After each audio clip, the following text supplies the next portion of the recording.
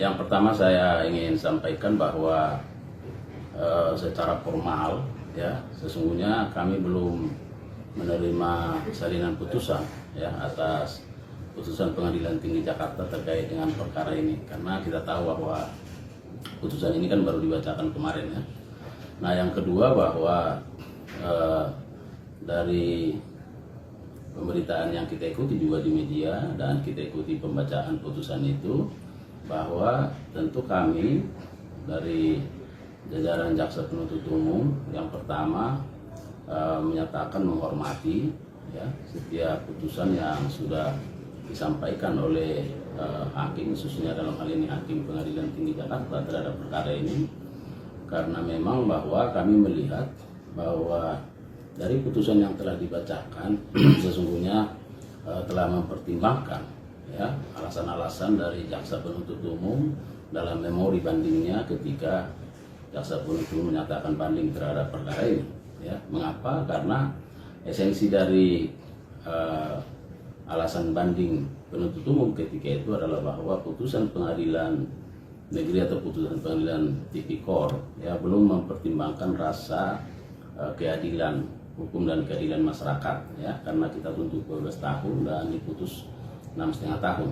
Dan dalam putusan Pengadilan Tinggi Jakarta justru majelis memberikan putusan yang secara maksimal, yaitu pidana penjara selama 20 tahun dan pengenaan uang pengganti sebanyak 420 miliar dan subsidiar 10 tahun.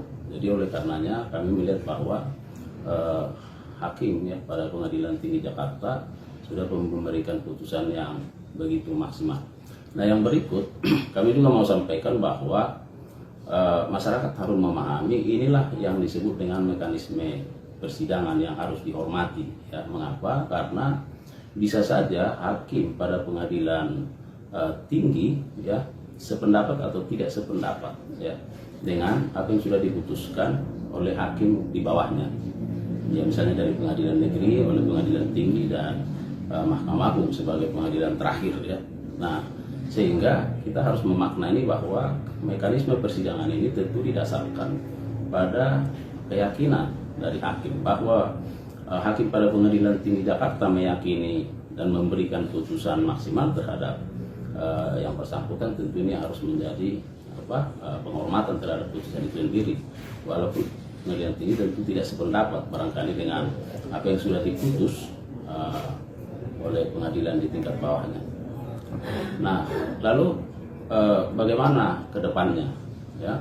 Nah, maka kalau kita mengacu kepada hukum acara ya sesuai ketentuan pasal 245 KUHP, nah tentu dengan putusan ini maka kewajiban pengadilan untuk menyerahkan ya salinan putusan ini kepada pihak-pihak, kepada terdakwa maupun kepada ya kami selaku jaksa penuntut umum. Nah, atas dasar itulah maka nanti apakah terdakwa dalam waktu 14 hari akan bersikap ya menerima atau tidak menerima terhadap putusan ini.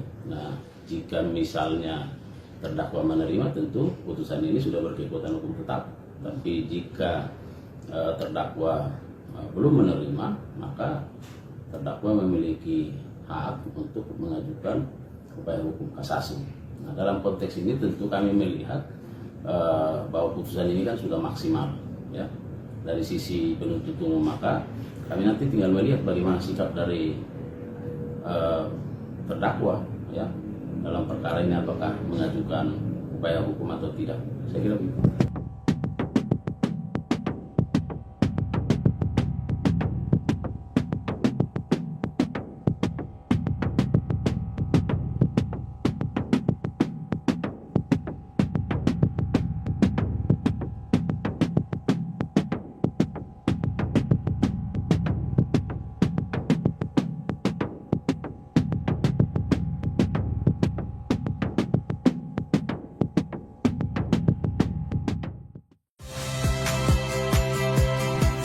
Rizka Clarissa. Saksikan program-program Kompas TV melalui siaran digital, pay TV, dan media streaming lainnya. Kompas TV, independen, terpercaya.